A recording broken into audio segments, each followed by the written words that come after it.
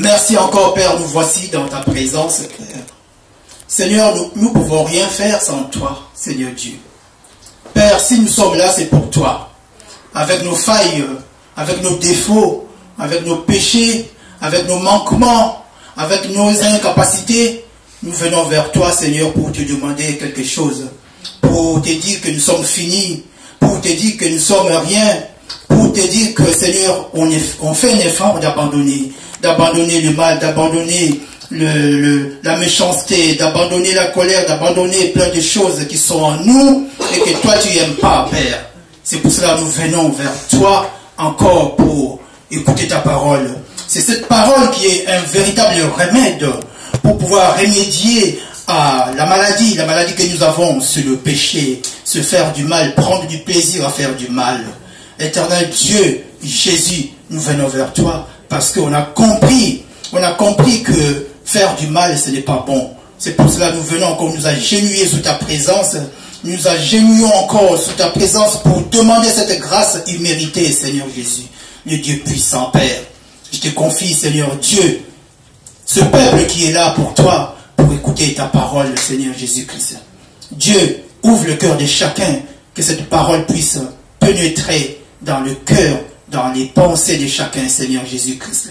Et que tu puisses équiper aussi l'orateur par ta grâce, Seigneur Jésus, que la transmission passe à travers les biais du Saint-Esprit. Nous glorifions ton Saint-Nom Jésus, ainsi prié par ton nom, nous te disons Amen. Amen. Voilà, on va passer à un message que j'ai prévu aujourd'hui sur quelque chose. Je pense que la parole c'est toujours bien. Hein? Amen. Amen. Donc le sujet, le thème, c'est « Es-tu une femme qui prie et qui pleure ?»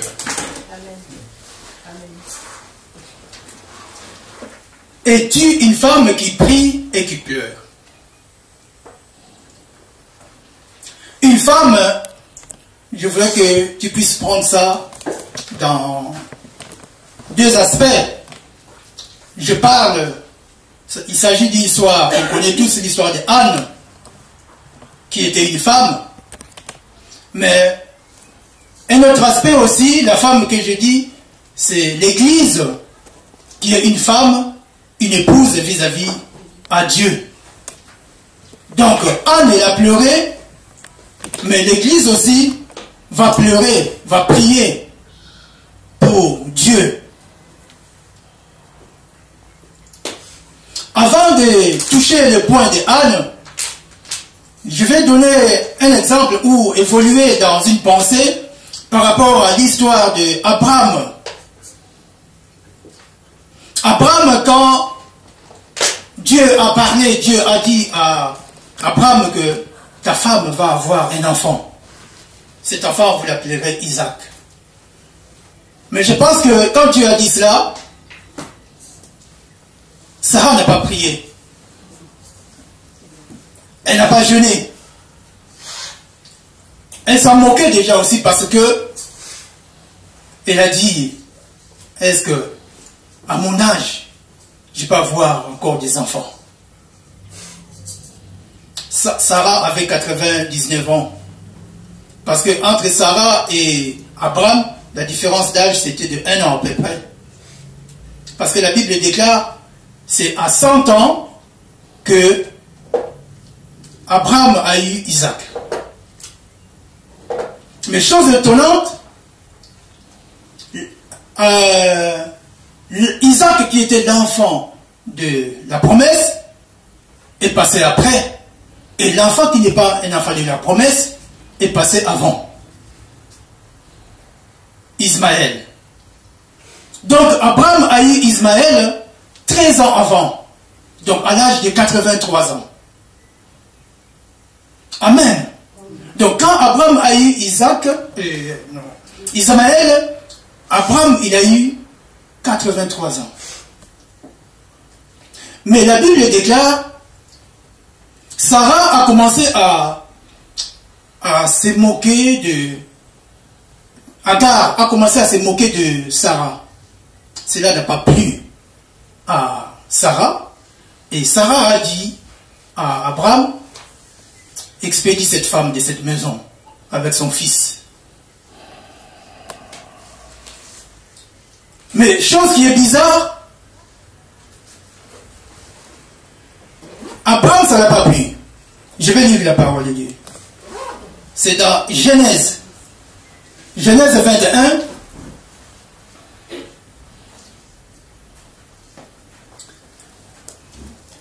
À partir de 8.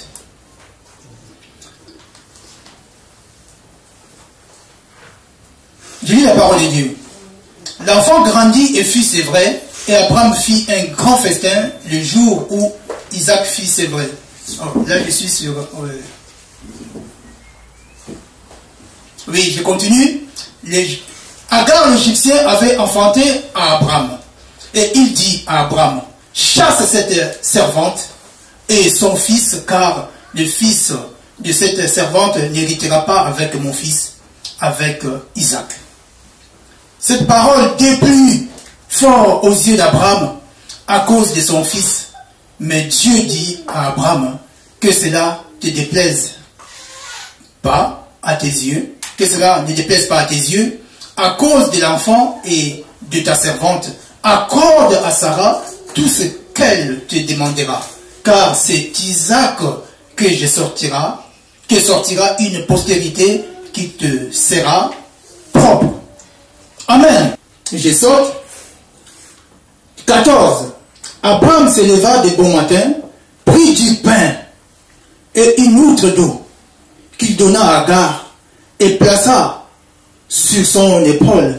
Il lui remit aussi l'enfant et la renvoya. Elle s'en alla et s'égara dans les déserts de Beersheba. Agar, en partant de cette maison, en quittant cette maison, il a eu que un bout de pain avec une outre d'eau. C'est tout, comme héritage. C'est fort, hein? Quelle injustice, Dieu! Et encore, elle va aller nulle part. Elle ne savait pas où aller. La Bible dit qu'elle est partie dans les déserts. Vers les déserts. Est-ce que Dieu il est bon, il est méchant de laisser Agar partir toute seule comme ça?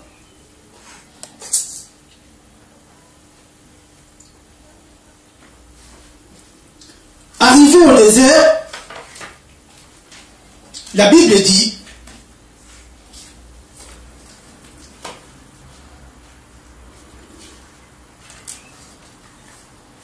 verset 15. Quand l'eau de l'outre fut épuisée, elle laissa l'enfant sous un des arbrisseaux. Elle alla s'asseoir vis-à-vis à une portée d'arc, car elle disait que je ne vois pas mourir mon enfant. Elle s'assit donc vis-à-vis de lui, éleva la voix et pleura. Dieu entendit la voix de l'enfant, et l'ange de Dieu appela du ciel Agar et lui dit, qu'as-tu, Agar? Ne crains point, car Dieu a entendu la voix de l'enfant dans le lieu où il est. Lève-toi, prends l'enfant, saisis-le de ta main, car je ferai de lui une grande nation. Amen. Agar fut trouvée avec l'enfant dans les déserts. Mais bien aimé, c'est dans les déserts où tout se passe. Amen. Pour que les choses changent dans ta vie, il faut se retrouver dans les déserts. Agar, quand elle était chez Abraham, elle se rendait compte de rien. Elle a oublié que Ismaël n'était pas l'enfant de la promesse. Elle voulait mener une vie comme c'était normal. Il fallait que Dieu puisse les sortir de là. Il y a deux choses que je vais développer là. Il fallait que Abraham puisse se détacher de cet enfant qui n'est pas l'enfant de la promesse pour que Dieu puisse le bénir. La présence de cet enfant bloquer automatiquement, systématiquement les bénédictions, la grâce que Dieu, la mission que Dieu voulait faire à Isaac et Abraham. Amen. C'était dur pour Abraham, c'était dur aussi pour Agar, c'était dur aussi pour le bébé, l'enfant, mais cela est ainsi, c'est la volonté de Dieu. Et Agar, là où il est parti, certainement il avait la haine, il avait la colère. Mais les déserts, c'est un endroit qui nous enseigne. Les déserts, c'est un endroit où on développe, pour nous les chrétiens, l'intimité avec Dieu. C'est un endroit où on doit comprendre quelle est exactement la volonté de Dieu. Amen. Agar, il a regardé, l'eau est finie, l'eau il n'y en a plus. Oh, l'eau c'est la parole de Dieu, dans un sens aussi, du pain aussi c'est la parole de Dieu. C'était pas beaucoup, mais il suffit de manger cela, cela a créé une ouverture, quelque chose, parce qu'après il y a eu la visitation de l'ange. Amen. Elle était dans le désert. Parce qu'elle arrivait dans le désert et il n'y avait rien, aucun endroit pour trouver l'eau, aucun endroit, même pas un restaurant à côté. Amen.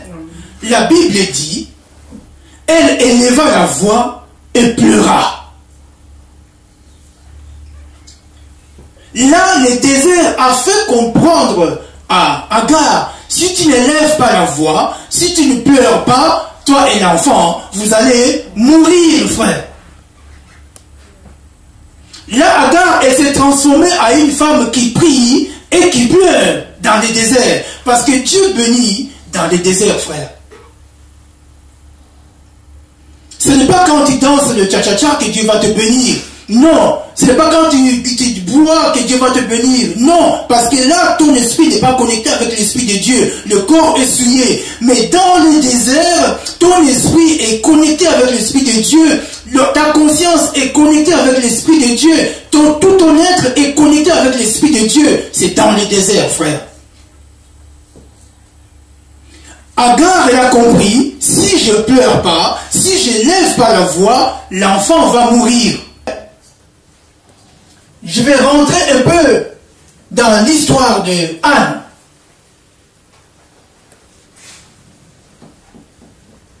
Dans 1 Samuel.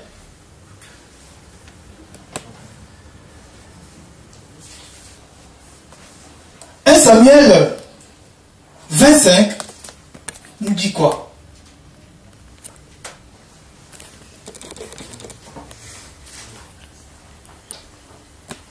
Samuel 1, 25. Autant pour moi. 1 Samuel 1, 25. La lecture elle est longue. Je vais prendre juste une pensée, la lecture est longue, de 1 jusqu'à 25. Alors, il s'agit de Anne, qui était la femme de Elkana. Elkana, qui avait deux femmes. Et Anne avait une rivale qui s'appelait Pénina, qui l'a mortifiée. Donc Anne était une femme qui était meurtrie, parce que tous les jours elle subissait de méchanceté de sa femme, de sa rivale. Alors il y a deux aspects là.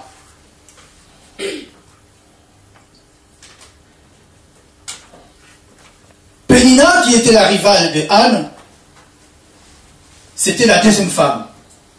Mais c'est elle qui avait des enfants. Et Anne, qui était la première femme, n'avait pas d'enfants. La Bible dit que Dieu a déclaré Anne stérile. Donc quand on est stérile, on est infertile. On ne va rien produire.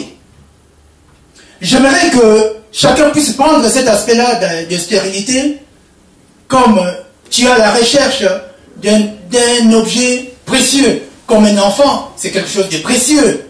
Une maman qui cherche un enfant, pour lui, pour elle plutôt, cet enfant, c'est un objet précieux pour cette femme-là qui cherche l'enfant. Et Anne aussi avait un gros souci, elle cherchait la chose précieuse qui est l'enfant, mais elle n'en avait pas. Alors Pénina C'est un nom qui veut dire bijou. C'est un nom qui veut dire corail. Pénina. Alors, corail, c'est comme chez nous au Congo, on dit deuxième femme, deuxième bureau. Quand on appelle quelqu'un deuxième bureau, cela veut dire automatiquement deuxième femme. Donc, Pénina. Oui, Pénina. Donc, le nom, ça veut dire corail, qui veut dire deuxième femme. Mais deuxième femme qui a pris la première place parce qu'elle avait des enfants et Anne, elle s'est retrouvée malheureuse. Amen. Mais Pénina ne savait pas que sa joie doit être une joie juste éphémère. Quelque chose qui ne dure pas. Mais Anne, elle a compris un jour. Parce que la Bible dit, ils allaient au temple une fois par an. Au temple, ils y allaient une fois par an. Mais quand Anne a compris cela, Anne, elle a dit, non, moi ça ne sera pas une fois par an. Il faut que je vais m'y rendre très souvent. Amen. Anne, elle voyait les choses autrement par rapport à Pénina. Pénina, tu sais, quand tu as tout, tu n'es pas dans le désert. Tu n'auras pas le temps de réfléchir. Tu n'auras pas le temps de pousser les idées plus loin. Tu n'auras pas le temps de te concentrer pour chercher à comprendre quelle est la volonté de Dieu. Qu'est-ce que Dieu veut me dire dans cette situation que je suis en train de vivre. Parce que tu n'es pas dans le désert. Mais celui qui est dans le désert, non. Il doit comprendre quelque chose. Mais là, pendant que Anne était infertile, est-ce que Dieu, il était incapable de donner l'enfant? Est-ce que Dieu, il était injuste pour donner l'enfant à Anne? Non. Il y a deux aspects là. Sarah, pour avoir les enfants, elle n'a pas plié, elle n'a rien fait, parce que c'était la promesse de Dieu. Donc la promesse de Dieu, que tu pries, que tu le veuilles ou pas, ça va s'accomplir. Parce que Dieu l'a prononcé, il y aura l'enfant Isaac. Mais pour Anne, c'est une autre situation. Dieu l'a déclaré stérile. Maintenant, il fallait que Anne puisse se battre pour que cette situation puisse être décantée. Amen. C'est comme nous, dans notre vie, on est dans le désert. Si tu ne te bats pas, il y a certaines choses ne vont pas se décanter. Anne, elle a dit, peut-être quand sa rivale l'insultait, peut-être elle répondait, je ne sais pas. Peut-être elle s'est querellée, je ne sais pas. Mais il fut un jour, Anne, elle a dit, je veux me détacher de tout ce qui n'est pas bien. Amen. Parce qu'elle a compris que ma rivale n'est pas dans le désert. C'est moi qui suis dans le désert. Amen. Si tu es dans le désert et que tu continues de suivre encore avec attention celui qui est dans la joie éphémère, tu seras perdu, tu ne seras pas en contact avec l'Esprit de Dieu. Amen. C'est pour cela, Anne, elle a dit, moi, je veux me retirer, je veux me retrancher, me mettre à côté. Au lieu d'y aller une fois sur l'année, elle a dit, je veux me rendre tous les jours à l'église. À cette époque, c'était le temple. Anne, elle s'est prise à prier. Elle a prié tellement. Et tellement elle a prié, la bouche, les lèvres bougeaient. Mais le prophète Élie, qui est à côté d'elle, elle n'a rien compris. Il n'a rien compris plutôt. Élie a posé la question, il a dit, mais pourquoi tu pleures? Pourquoi il faut arrêter de prendre du vin? Elle a dit, mon Seigneur, je n'ai pas pris du vin. C'est la douleur qui est dans mon cœur. C'est la cause de ces pleurs. La douleur était dans le cœur de Anne. Donc quand on lit bien la parole, on comprend que Anne, spirituellement, physiquement, moralement, elle était dans le désert. Amen. L'intimité de nous, les chrétiens, doit se développer dans le désert parce que Dieu bénit dans les déserts, frère.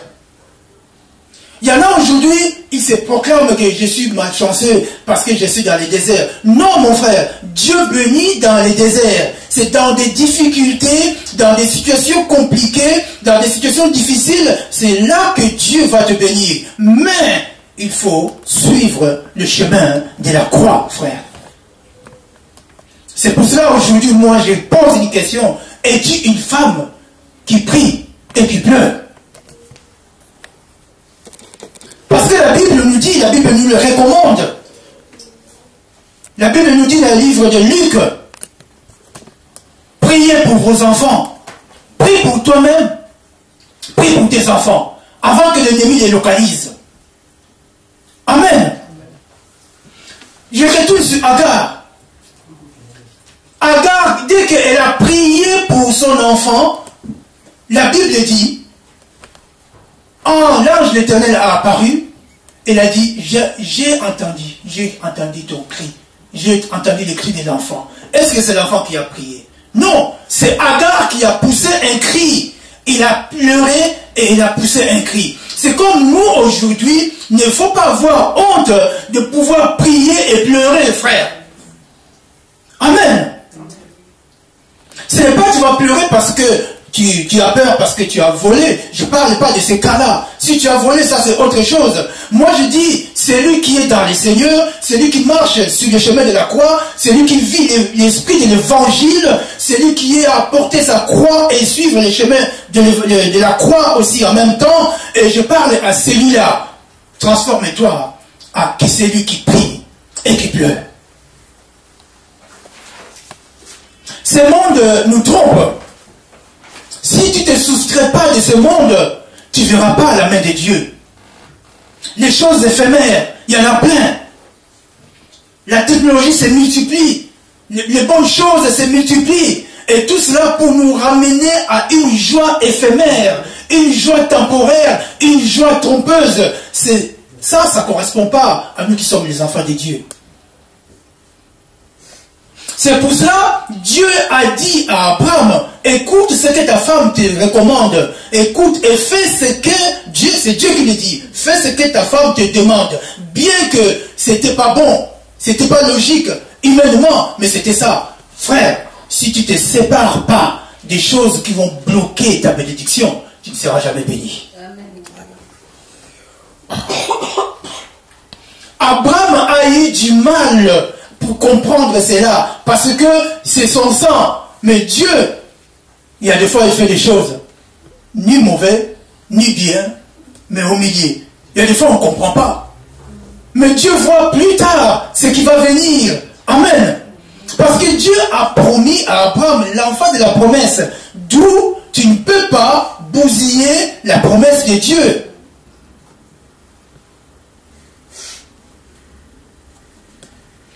Quand tu bousilles la promesse de Dieu, tu crées un problème.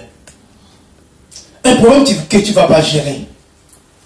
Vous voyez, quand Dieu a demandé à Isaac d'aller sacrifier l'enfant, Abraham a pris l'enfant pour aller sacrifier l'enfant. Et après, Dieu a intervenu. Parce que c'est Dieu qui a voulu que cet enfant puisse être là. Mais Agar, la suite d'Agar, ce n'est pas Abraham qui a intervenu. Parce qu'il avait créé un problème. Moi, je ne te pousse pas d'être émotif. Mais moi, je te pousse, pas pousser, mais je te fais comprendre que la parole de Dieu prend une autre connotation à celui qui a compris, qui dit que nous sommes dans les déserts. Et où se trouve le désert? Frère, ce monde, c'est un désert. Amen. Là où on voit les amitiés se cassent, la famille se divise, les couples se divisent. Frère, nous sommes dans les déserts. Et Dieu bénit dans les déserts. Parce que là où il n'y a pas de désert, Dieu ne peut pas bénir. Parce que tout va bien.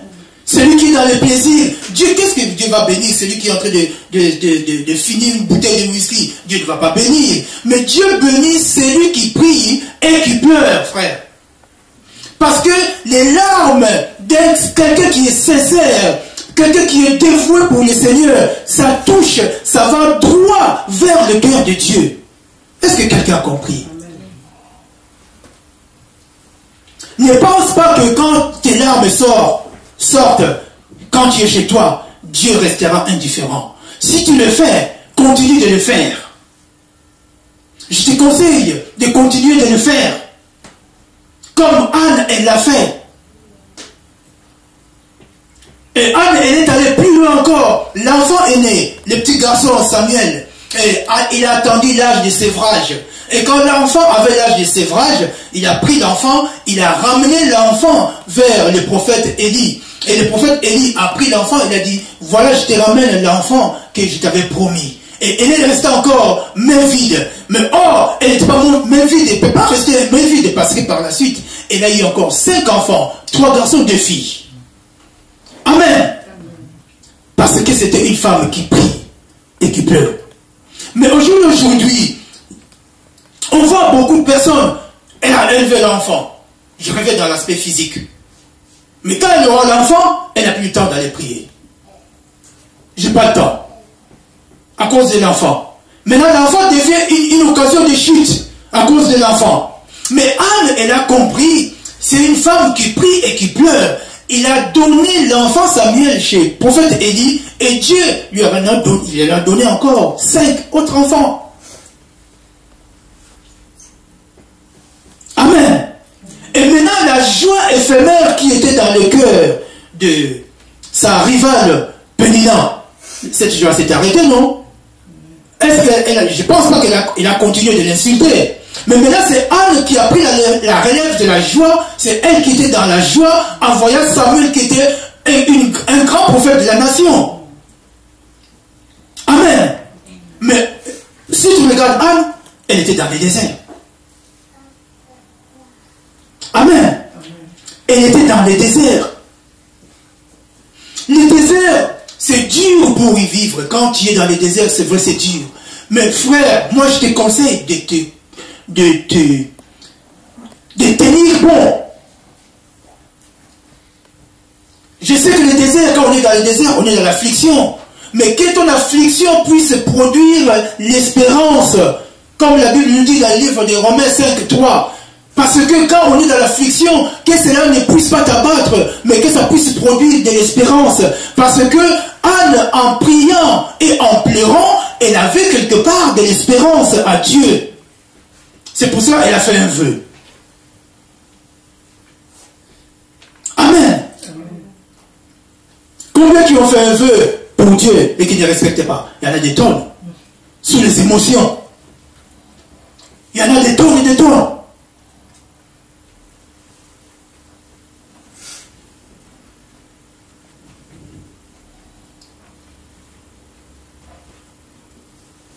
Amen. Mais regarde comment l'ennemi fait aussi. À 83 ans, il a eu Ismaël. Donc comme nous aujourd'hui, on a eu aussi certaines choses avant même qu'on puisse être dans le Seigneur, on croyait que c'était une bénédiction. Or, ce n'était pas des bénédictions, frère. Est-ce que quelqu'un me suit?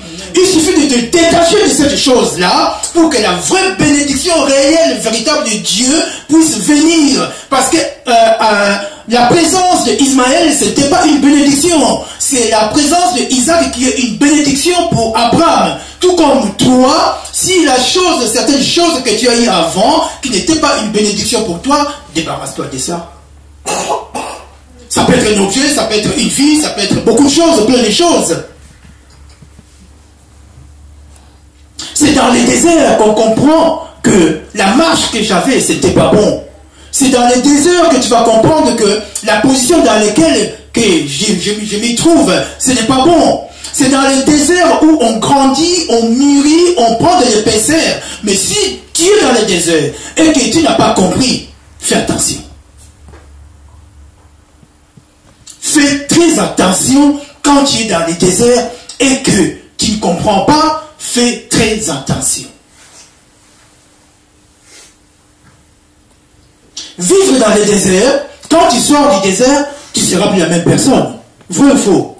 Mais quand tu vis dans le désert et tu restes la même personne, fais très attention. Mais malheureusement, de nos jours, aujourd'hui, on voit plein de personnes qui... La personne vit dans le désert, et quand le désert va finir, la personne garde la même allure, même attitude, même aspect, même langage, même posture. Frère, c'est pour cela, Dieu dit, celui qui tourne le dos à Dieu, c'est une âme morte. Es-tu une femme qui prie et qui pleure? Je ne parle pas des larmes des crocodiles. Parce que quand le crocodile pleure, entre le pleurs, les larmes qui sortent de, comment dire, de ses yeux, mais le cœur ne pleure pas. Amen. Le cœur ne pleure pas. Quand Anne pleurait, les yeux pleuraient, le cœur pleurait, tout son intérieur pleurait. Amen. Et c'est ça qui a touché le cœur de Dieu. Anne, elle a oublié qu'il y avait quelqu'un à côté d'elle. Elle a oublié tous les restes du monde. Elle était plus... Et qu'en fait, elle est rentrée dans la dimension spirituelle. Parce qu'elle a compris, si je ne pleure pas, il n'y aura rien qui va se passer. Agar aussi dans les déserts. Elle regarde à l'est, il n'y a personne. À l'ouest, il n'y a personne. À nord, il n'y a personne. Au sud, il n'y a personne. Agar, elle a dit, si je ne pousse pas un cri, si je ne lève pas ma voix, et si je ne pleure pas, je meurs et l'enfant meurt. Quand tu regardes devant, il n'y a personne. Derrière, il n'y a personne. À droite, il n'y a personne. Mais Dieu peut intervenir, frère, quand tu pleures, quand tu pousses un cri, frère. Amen. Dieu est capable de faire un miracle. Moi, je suis incapable de dire quand, où, comment, de quelle manière. Je suis incapable. Mais je sais une chose. Le Dieu qui a répondu à Agar, quand Agar était dans le désert, le Dieu qui a répondu à Abraham qui avait du mal à concevoir, parce que Sarah aussi était stérile, et le Dieu qui a répondu à Anne, et que Anne puisse avoir 5 enfants et plus, il ne sait pas, et c'est le même Dieu qui est là pour toi. Amen. Il suffit que c'est toi, c'est à toi de pouvoir comprendre que je suis dans le désert. Alors pour s'en sortir, ce n'est pas par ma propre force, ce n'est pas par mes propres moyens, c'est par l'aide de Dieu. Alors laisse-toi emporter par Dieu, que Dieu puisse t'aider. Et toi, la seule chose et l'unique chose que tu vas faire, tu pries et tu pleures. Aujourd'hui, on voit les chrétiens qui sont des autosuffisances. Je me suffis de moi-même parce que c'est moi, parce que c'est ci, parce que je vaux ceci, parce que je suis issu de frère. Moi, je te dis, sois quelqu'un qui prie et qui pleure.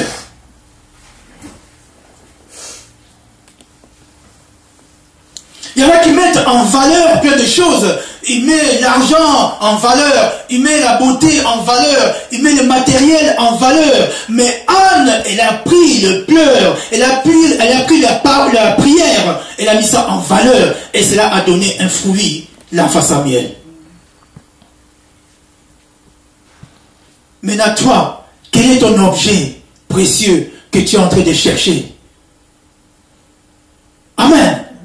Quel est ton objet précieux qui te fait pleurer? Ou alors tu hésites de pleurer? Moi je te dis, si tu hésites de pleurer, n'hésite pas. Pleure pour Dieu et sois sincère. Parce que le pleur de Anne veut dire, Anne avait les 2 pieds sur le chemin de la croix, frère. Amen. Celui qui prie et qui pleure a les 2 pieds sur le chemin de la croix. Il vit la vie de l'évangile. Parce que Anne vivait la vie de l'évangile. Elle avait les 2 pieds sur le chemin de la croix. Amen.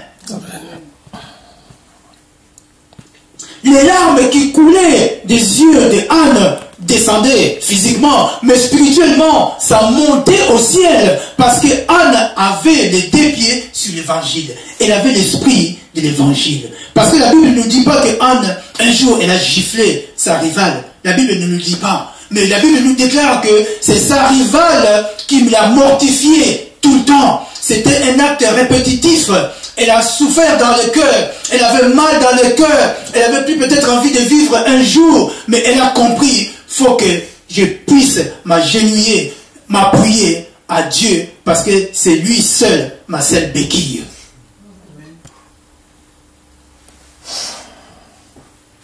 Anne, une femme qui prie et qui pleure. Aujourd'hui, je vois les chrétiens vivre dans des émotions. Comment tu vas savoir un chrétien qui vit dans des émotions? Mais écoute le langage de la personne. C'est là que tu vas comprendre que c'est un chrétien émotif. L'esprit de Dieu, ce n'est pas un esprit émotif.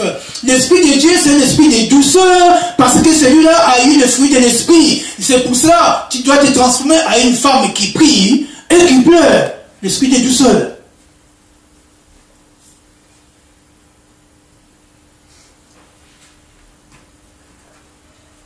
Ce n'est pas question de honte de prier et pleurer.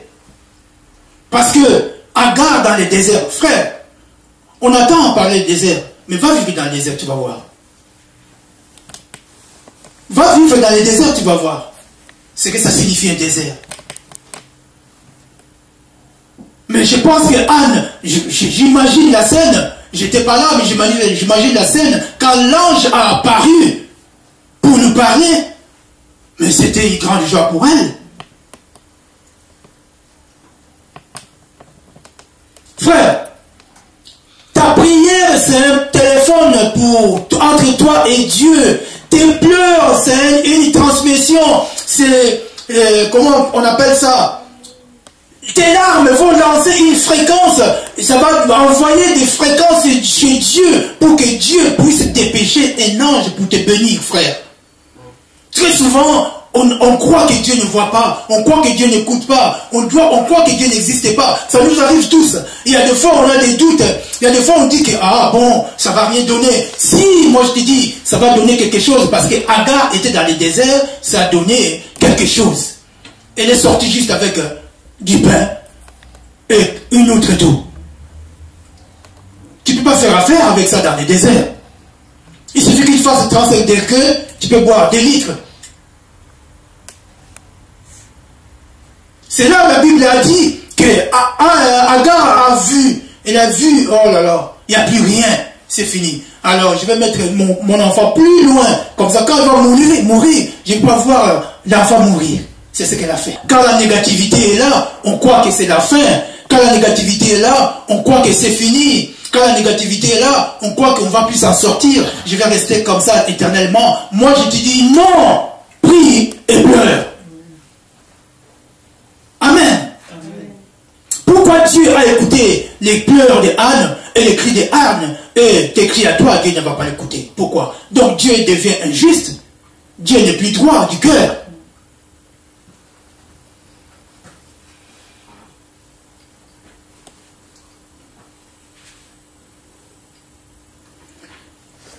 Je ne sais pas combien de minutes j'ai fait, parce que j'aurais voulu que ça ne soit pas trop long. Mais je pense que peut-être je vais continuer le dimanche prochain. Mais je vais dire une chose. Une mauvaise chose cherche toujours à prendre le dessus sur une bonne chose. Pénina qui était la deuxième femme, parce que Pénina ça veut dire corail. Corail ça veut dire deuxième femme. Mais regarde comment elle mortifiait la première femme qui était Anne, juste parce qu'elle n'avait pas d'enfant. Amen. Très souvent, les mauvaises choses prennent le dessus et la bonne chose, c'est en dessous. Et nous, on ne voit pas, on ne sent pas la chose, surtout quand on est dans le désert. Amen. Les voisins croyaient que Pénina, c'était une bonne femme, non? Parce que celle-là, on ne donne pas de l'importance. Elle n'a pas d'enfant même. Qu'est-ce qu'il va te considérer? Mais Dieu considérait Anne. Amen. Dieu voyait autre chose en Anne. Parce que du ventre de Anne, des entrailles de Anne est sorti le prophète Samuel. Et c'est Samuel qui a prophétisé sur David. Amen. Tu es dans le désert. Peut-être en toi va sortir quelque chose de précieux que Dieu a prévu. Mais toi tu ne vois pas ça comme ça. Mais moi je te dis une chose. Dieu a mis quelque chose en toi. C'est à toi de pouvoir pouvoir persévérer. C'est à toi de pouvoir prier et pleurer. C'est à toi de pouvoir rester fidèle, dévoué dans les choses de Dieu. Et Dieu, au moment important, il va te bénir, frère.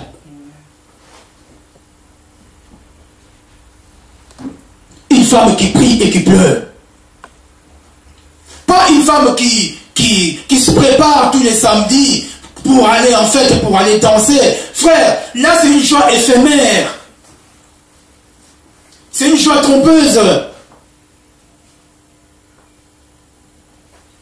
Quelles tes difficultés qui sont dépassées, qui te dépassent, te transforment en un aspect spirituel. Je m'arrête là, que le Seigneur vous bénisse.